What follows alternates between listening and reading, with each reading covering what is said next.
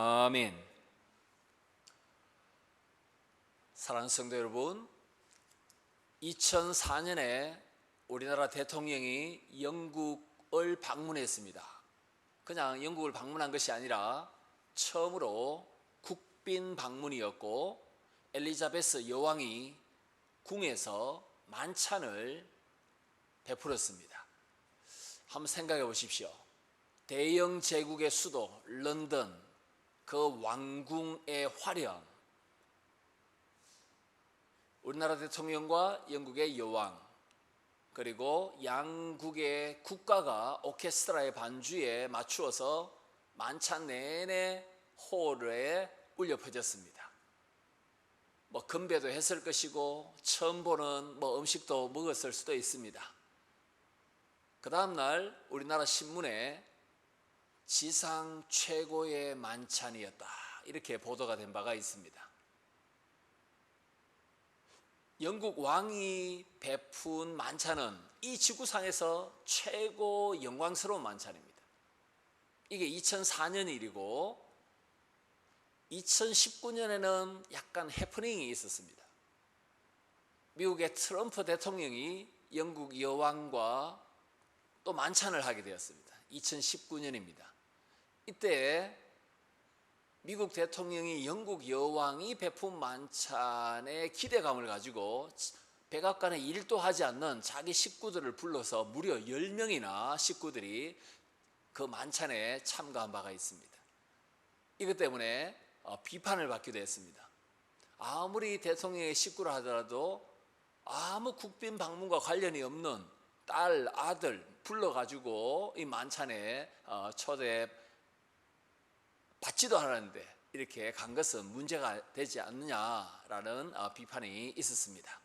왜 트럼프 대통령이 영국 여왕이 베푼 이 만찬에 자기 식구들, 가족들을 불러왔었겠습니까? 지상 최고의 만찬이 무엇인지 그도 어렴풋이나마 알고 있었기 때문입니다. 저와 여러분은 이 땅에 발을 내딛고 살고 있지만 하늘을 늘 바라보며 살고 있습니다. 요즘 하늘 좀 쳐다보고 계십니까? 땅만 계속 보면 우리의 정체성에 맞지 않습니다. 기뻐도 힘이 들어도 하늘을 쳐다보며 주님 안 오시나 이렇게 생각도 한 번씩 하며 우리가 살아야 됩니다. 지상뿐만 아니라 천상의 통합에서 최고의 만찬은 놀랍게도 만왕의 왕이신 예수 그리스도께서 베푸시는 잔치인데 그걸 우리가 성찬이라고 부릅니다. 성찬식을 우리가 자주 거행해야 될 이유가 바로 이것이죠. 왕께서 우리에게 만찬을 베푸셔서 영의 충만한 양식을 공급해 주셔서 세상에서 하나님의 영광을 위하여 이웃의 유익을 위해서 살도록 은혜를 주시는 시간이 바로 천상지상 최고의 만찬, 바로 성찬식입니다. 이런 신약의 성찬식을 구약에서 이미 그림자로 보여준 사건이 사무엘하 9장 오늘 본문 사건입니다.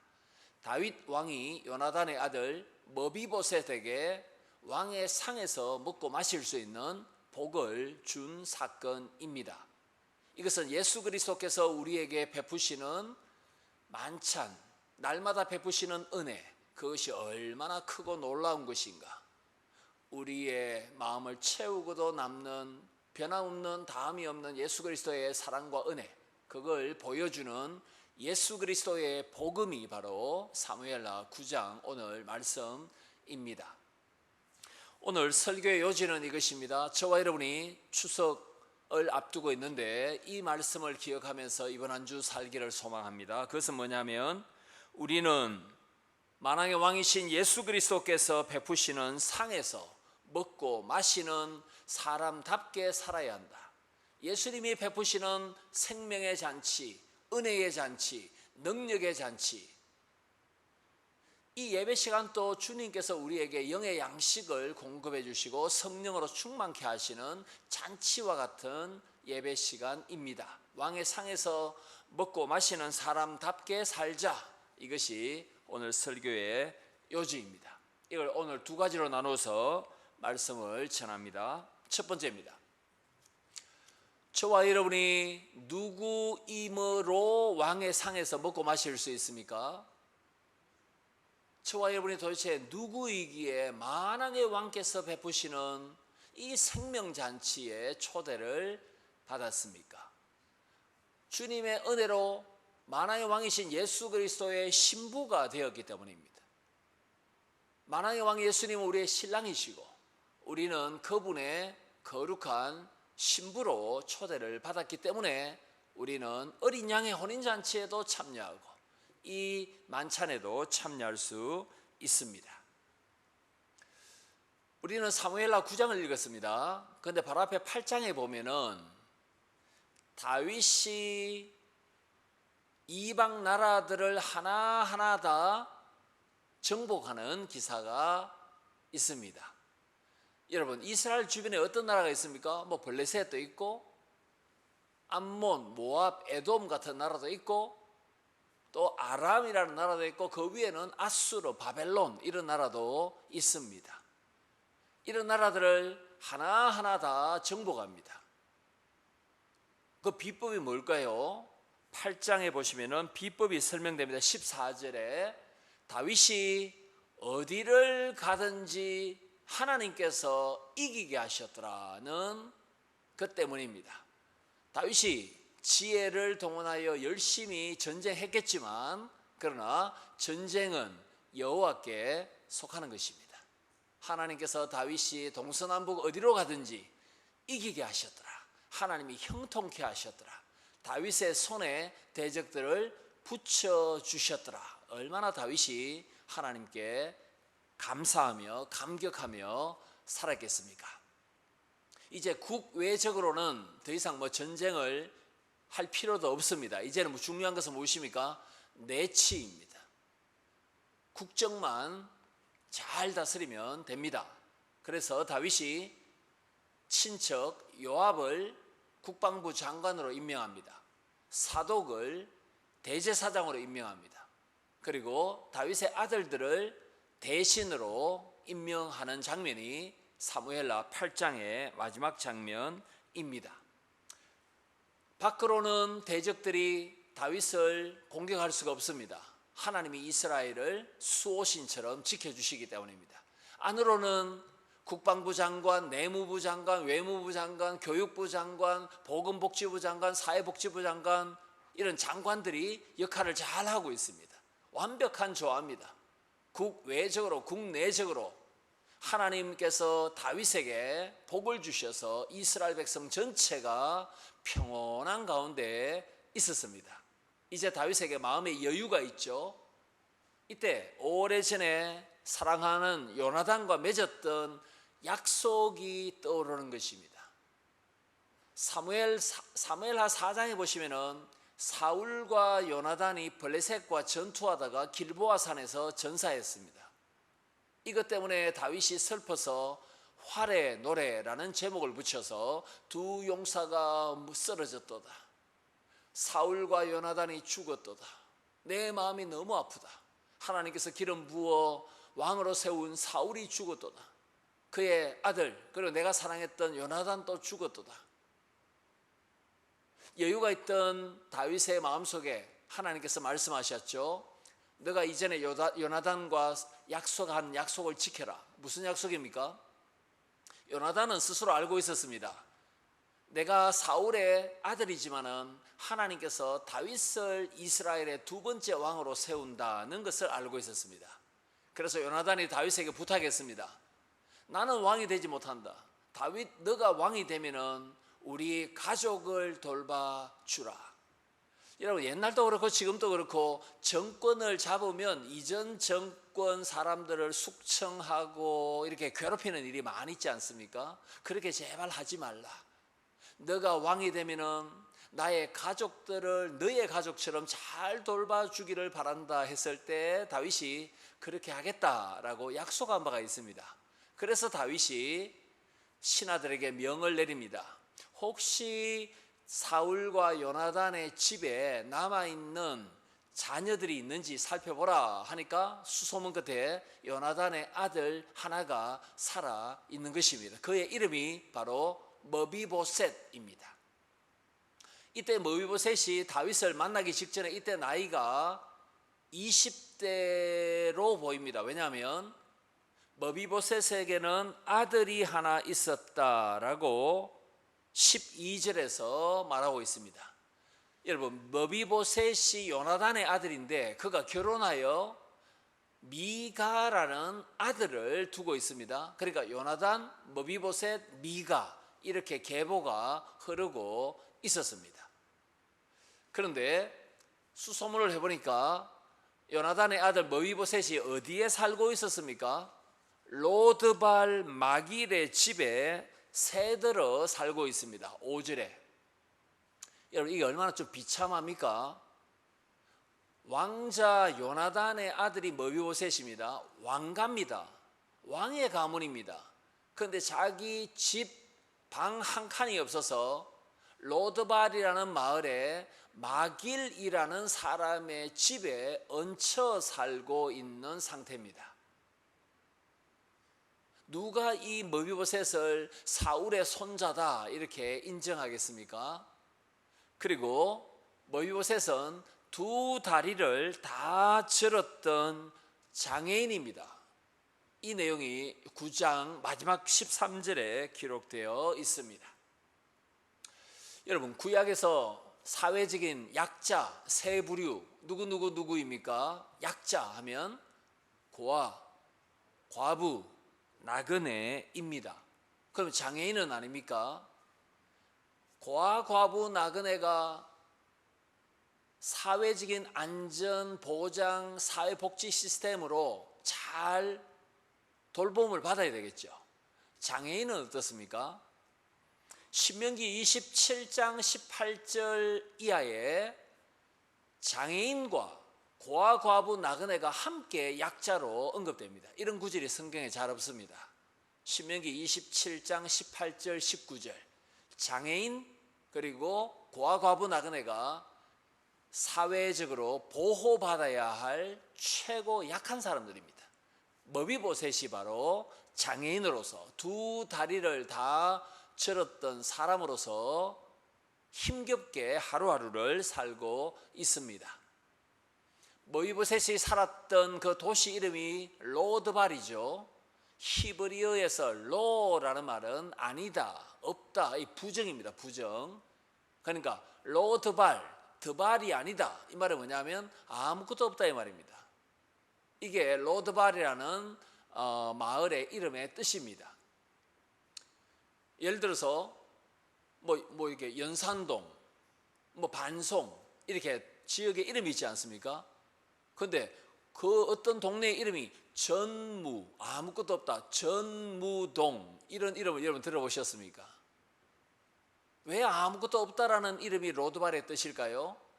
로드발이라는 마을에는 뭐 이렇게 곡창지대도 아니고 뭐 자연 광물이 많은 것도 아니고 관광 상품이 있는 것도 아니고 말 그대로 가난한 동네였다는 것이 아무것도 없다라는 뜻의 로드발이었습니다. 이 아무것도 없다라는 로드발의 이 도시의 이름의 뜻은 머비보셋의 가난하고 힘겨운 삶을 잘 반영하는 것입니다. 그리고 사람마다 이름의 뜻이 있지 않습니까? 머비보셋, 그의 이름의 뜻은 수치와 불명예를 숨쉬다라는 뜻입니다. 좀 희한하죠? 숨을 쉬고 숨을 내뱉을 때 머비보셋은 뭘 느낍니까? 수치를 느낍니다. 명예와 영광을 느끼지 못합니다. 수치를 숨쉬다, 불명예를 숨쉬다, 이게 머비보셋의 이름의 뜻입니다. 여러분, 이 이름을 누가 지어주었습니까? 아버지 요나단이 지어줬겠죠. 요나단은 신앙의 인물입니다. 그런데 어떻게 아들에게 김수치, 박불명예, 성부끄러움, 어떻게 이런 이름을 지어줄 수 있습니까? 아들에게. 왜 이런 이름을 지어주느냐 하면은 그런 이름으로 불리지만 그런 일이 너에게 닥치지 않기를 소망하는 역설적인 의미가 그 당시에 있었습니다. 예를 들어서 김사망 이런 이름을 아버지가 지어줬다면 사망이 이 아들에게서 이 딸에게서 벗어나기를 소망하는 의미에서 그런 이름을 지어주기도 했습니다. 여하튼 모이보셋의 이름은 수치를 숨쉬는 사람, 그만큼 모이보셋의 삶이 때로는 힘들고 아무것도 없는 옛날의 부귀영화, 옛날의 가문의 영화 다 사라져버린 자기의 비참한 모습을 반영하는 것이 모이보셋의 이름의 뜻입니다. 드디어 모이보셋이 다윗을 만나러 예루살렘 왕궁에 왔습니다. 다윗이 얼마나 반갑겠습니까? 사랑하는 요나단의 아들을 만났으니까. 그것도 벌써 모이보셋이 아들을 하나 둔 한 20대지 않습니까? 이 시간이 도대체 얼마나 흘렀습니까? 그죠? 모이보셋은 5살 때 길보아 전쟁이 발발했다는 소식을 듣고 유모가 도망가다가 떨어뜨려서 후천성 장애인이 되었습니다. 모이보셋은 5살 때 떨어져서 장애인이 됐거든요. 그래서 지금 모이보셋이 다윗을 만난 것은 20대니까 길보아 전투 이후에 한 20년 만에 다윗이 요나단의 아들을 처음으로 만난 것 같습니다. 너가 요나단의 아들이냐? 예, 왕이여, 그렇습니다. 너가 사울의 손자냐? 예, 그렇습니다. 다윗이 요나단을 얼마나 사랑했습니까? 그리고 요나단의 얼굴이 한 20년 지났지만 선하지 않겠습니까? 눈이 아버지 좀 닮았네. 코가 아버지 좀 닮았네. 목소리가 아버지 좀 닮았네. 성경에는 없지만은 다윗이 그걸 좀 이렇게 캐치했지 않겠습니까? 오늘부터 내가 너에게 2가지 복을 주리라. 사울 왕의 재산은 다 너의 것이다. 그리고 솔로몬이 내 아들인데 내 아들처럼 너도 항상 왕의 상에서 먹고 마시라. 이렇게 2가지 복을 다윗이 모이보셋에게 주었습니다. 이때 모이보셋은 다윗을 두려워했습니다. 왜 두려워했겠습니까? 사울이 할아버지인데 다윗을 죽이려고 했던 것을 모이보셋이 알고 있었을 수 있습니다. 그러면 다윗은 사울 집안의 씨를 말려버리려고 했지 않겠습니까? 잠재적인 라이벌이기 때문에. 그래서 왕이 나를 찾는다 했을 때 모이보셋은 아마 그 전날 잠을 못 잤을 것입니다. 내가 내일 죽구나. 사울의 집에 씨를 다윗이 지금 보복 차원에서 말려버리구나. 근데 완전 다른 말을 듣습니다. 사울의 모든 재산 너의 것이다. 너는 내 아들처럼 왕의 상에서 먹고 마실 수 있는 복을 주리라. 이때 모이보셋의 반응은 8절에 나옵니다. 죽은 개 같은 나를 돌아보시나이까? 왕께서 어찌하여 죽은 개같이 악취나는 아무도 거들떠보지 않는 개 같은 인생을 비참하게 수치스럽게 살고 있는 저를 어떻게 왕께서 돌아보시나이까? 이렇게 8절에서 말한 바가 있습니다. 사랑하는 성도 여러분, 이것은 왜 이런 놀라운 역전의 인생이 발생합니까? 이유는 하나입니다. 다윗이 무엇을 기억했기 때문입니까? 요나단과 맺었던 약속을 기억했기 때문입니다. 하나님께서는 우리를 구원하시고자 하는 이 약속을 지키시기 위해서 독생자 예수 그리스도를 보내셨고, 허물과 죄로 죽어 악취나고 허무한 인생, 헛된 인생, 해 아래 아무것도 새 것이 없다 하면서 헛되니 내가 무엇 때문에 살까? 이 고민을 가지고 사는 사람들을 구원하시기 위해서 예수 그리스도를 보내셔서 우리에게 하나님의 나라를 주시고 하나님의 자녀로 삼으시고 우리를 하나님의 자녀로서 왕의 자녀로서 먹고 마실 수 있는 은혜를 우리에게 예수 그리스도로 말미암아 주실 것을 미리 보여주고 있는 장면이 사무엘하 9장 장면이 되는 것입니다. 사랑하는 성도 여러분, 여기서 다윗과 모이보셋의 관계가 끝나지 않습니다. 16장으로 넘어가 보면 압살롬이 반역을 일으킵니다. 그래서 다윗이 예루살렘 왕궁을 버려두고 멀리 도피 생활을 할 수밖에 없었습니다. 이때 머비보셋을 돌보라고 다윗이 시종 시바를 붙여줬죠, 그죠? 근데 이 시종 시바가 야심가였습니다. 자기도 종이지만은 자기 밑에 부리고 있는 종이 여러 명 있었습니다. 엄청난 권력이 있는 종이었습니다. 압살롬의 반역 때 다윗이 도피할 때에 시바가, 머비보셋의 종 시바가 다윗을 찾아갑니다. 이때 다윗이 한 가지 궁금한 것이 있죠. 머비보셋은 나의 도피 생활에 동참하지 않는데 너의 주인 머비보셋이 어디에 있느냐, 이렇게 다윗이 시바에게 묻습니다. 이때 시바가 거짓말합니다. 예루살렘에 머비보셋이 머물면서 모든 이스라엘 백성이 자기 밑에 복종하여 자기가 마치 자기 왕이 될 줄로 알고 있나이다, 이렇게 거짓말합니다. 다윗이 배은망덕한 것을 느끼겠죠, 그죠? 장애인의 빈털터리였던 패가 망신한 왕족의 후손이었던 머비보셋을 내가 왕자의 지위로 다시 올려줬는데 지가 지금 예루살렘 왕궁에서 차기 왕을 꿈꾼단 말인가? 아마 다윗이 경노했을 것입니다. 그래서 시바에게 머비보셋의 재산을 다 주어버립니다. 이게 16장 내용입니다.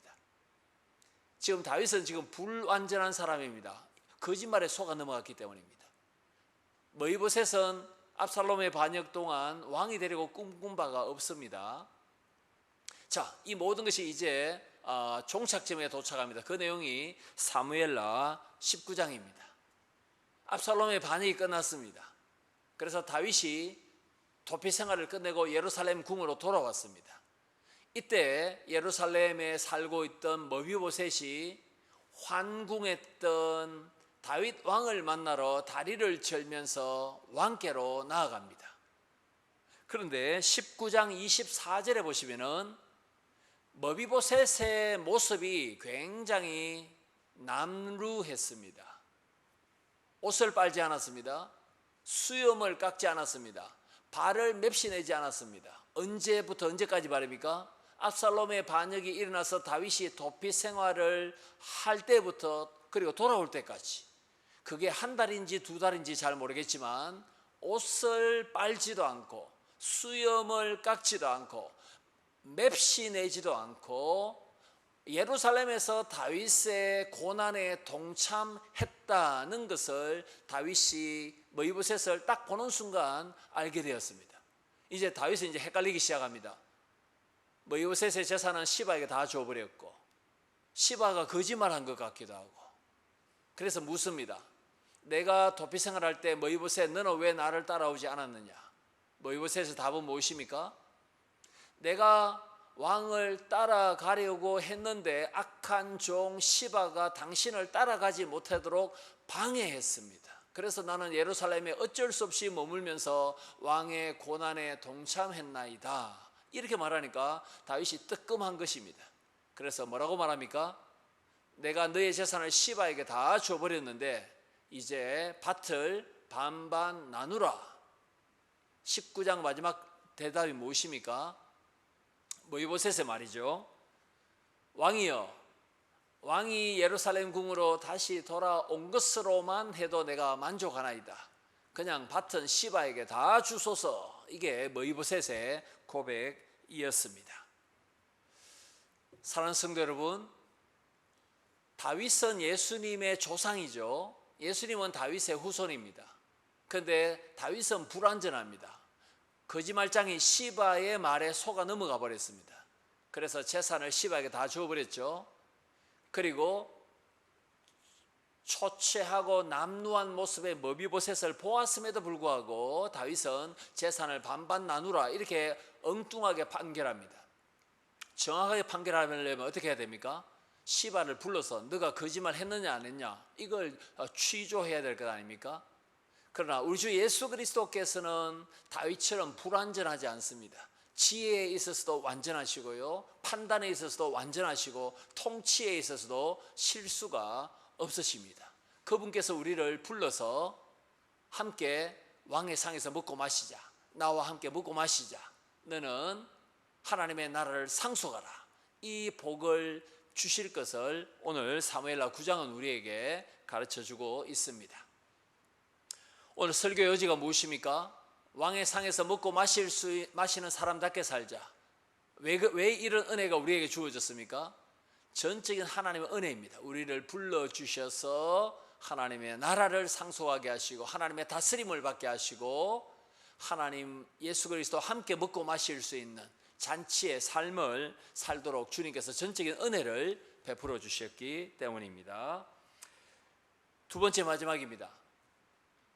우리가 예수님께서 베푸시는 은혜를 우리가 날마다 누린다면 어떻게 살아야 되겠습니까? 그 삶은 예수님께서 다시 오실 것을 늘 바라보며 주님으로 만족하는 훈련을 해야 됩니다. 주님의 사랑으로 나는 충분합니다. 매일매일 베푸시는 주님의 은혜로 충분합니다. 이 사랑과 은혜를 늘 흡족하게 여기며 믿으며 주님의 재림을 기다리는 삶이 왕의 상에서 먹고 마시는 성도의 마땅한 삶입니다. 사무엘하 19장에 조금 전에 제가 말씀드렸던 것처럼 압살롬의 반역이 끝났지 않습니까? 이때 머비보셋의 모습은 세상의 정욕과 세상의 유행과 세상의 재미에 빠져 있던 삶이었습니까? 아닙니다. 옷을 빨지도 않고요, 발을 맵시내지 않고, 이건 세상의 유행이나 패션, 세상의 최첨단 유행 따라 살지 않았단 말입니다. 세상의 정욕, 안목의 정욕, 세상의 재미와 쾌락과 오락에 빠져서 살지 않았다는 것을 19장 24절은 우리에게 교훈합니다. 저와 여러분은 지금 예수 그리스도의 성천과 예수 그리스도의 재림 사이에 살고 있습니다. 예수님이 성천하셔서 성령을 우리에게 부어주셨습니다. 성령의 기름 부음이 우리에게 있습니다. 우리는 주님의 재림을 기다리고 있습니다. 누가 무엇을 기다린 것처럼 말입니까? 머비보셋이 망명 갔던 다윗이 궁으로 다시 돌아올 것을 기다린 것처럼 성천하신 예수 그리스도께서 구름 타고 다시 오실 것을 저와 여러분은 기다리고 있습니다. 세상의 정욕, 안목의 정욕, 육신의 쾌락, 그 가운데 빠져 산다면 우리는 주님의 재림을 제대로 준비할 수가 없는 것입니다. 우리는 지금 주 예수 그리스도의 재림을 어떤 자세로 준비하고 있습니까? 날마다 말씀으로, 날마다 기도로, 날마다 성령의 충만함으로, 날마다 주의 말씀에 순종함으로, 날마다 주 예수 그리스도의 오심을 기다림으로, 마라나타 이 소망을 가짐으로, 또 영원한 혼인잔치에 참여할 것을 기대함으로, 또 나그네와 그리움인과 같은 이 순례의 길을 성령의 도우심으로 잘 우리가 매일매일 걸어가는 것, 하나님의 은혜로 만족하기 위해서 더 하나님의 은혜를 사모하는 것, 영적으로 깨어있는 것, 신앙적으로 튼튼한 기초 위에 서 있는 것, 이런 훈련을 우리가 매일매일 해야만 예수 그리스도의 재림을 제대로 기다리며 하루하루 하나님의 기쁨으로 살 수 있음을 믿습니다. 여러분 한번 생각해 보십시오. 사무엘하 9장, 매일매일 머비보셋은 다윗의 아들로 간주되어서 다윗과 함께 식사를 했습니다. 왕의 식탁에 앉은 자가 되었습니다. 수치를 숨쉬는 사람, 이게 머비보셋 아닙니까? 아무것도 없음, 로드발. 하루아침에 인생이 역전됩니다. 전적인 다윗의 은혜죠. 하나님의 은혜죠. 머비보셋은 두 다리를 다 절었던 사람입니다. 그 당시에 전동 휠체어 없었습니다. 아마 목발을 잡고 한 걸음 한 걸음 걸었을 것입니다. 그러나 왕의 식탁에 딱 앉았을 때는 그 식탁 보가 머비보셋의 절던 두 다리를 가려줍니다. 이건 우리에게 뭘 가르쳐 줍니까? 예수 그리스도의 사랑과 주님의 은혜로 충만하다면 자기의 핸디캡, 자기의 과거의 아픔, 자기의 과거의 상처, 이런 것들이 현재의 기쁨과 만족을 발목 잡지 못하도록 한다는 것입니다. 주 예수 그리스도의 한량없는 사랑, 그 사랑을 깨닫는 사람은 이전에 내가 누구로부터, 부모로부터, 친구로부터, 어떤 환경으로부터 받았던 상처, 그것 때문에 현재의 기쁨을 잃어버리지 않습니다. 매일매일 주님께서 베푸시는 사랑이 얼마나 큰지, 주님께서 나를 향해서 하시고자 하시는 그 은혜가 얼마나 강력한지, 주님께서 나와 함께 하시는 임마누엘의 은혜가 얼마나 큰지, 그걸 깨달으며 살 수 있는 사람은 주님께서 주시는 은혜를 날마다 발견하고 감사하는 사람입니다. 그렇게 살면서, 하루하루 살면서 주님의 재림을 준비하라, 이것을 사무엘하 9장은 우리에게 가르쳐 주는 것입니다. 여러분, 군인이 30km, 50km, 80km 이렇게 행군하지 않습니까? 행군할 때 힘이 없어서 뒤에 쭉 처져 있는 병사가 있습니다. 발에 물집도 나고 배낭도 무겁고 군장도 무겁고, 이때 대대장이 뒤로 돌아 이렇게 말합니다. 그럼 제일 뒤에 처졌던 사람이 어떻게 됩니까? 선두에 서게 됩니다. 그 은혜를 누렸던 사람이 머위보셋입니다. 내 인생은 왜 이럴까? 남과 자꾸 비교해서 초라하게 느껴집니다. 열등감이 있습니다. 자존심은 세는데 자존감이 없습니다. 맞죠? 자존심이 세어서 어떤 말 들으면 막 화를 내는 사람이 있죠. 그런데 그런 사람은 자존심은 세지만 자존감이 낮은 사람이거든요. 그 사람이 바로 머위보셋입니다. 그런데 다윗이 뭐라고 합니까? 뒤로 돌아 하니까 제일 앞에 서서 왕자가 되어버렸습니다. 이런 역전의 은혜를 주 예수님께서 우리에게 주신 것입니다.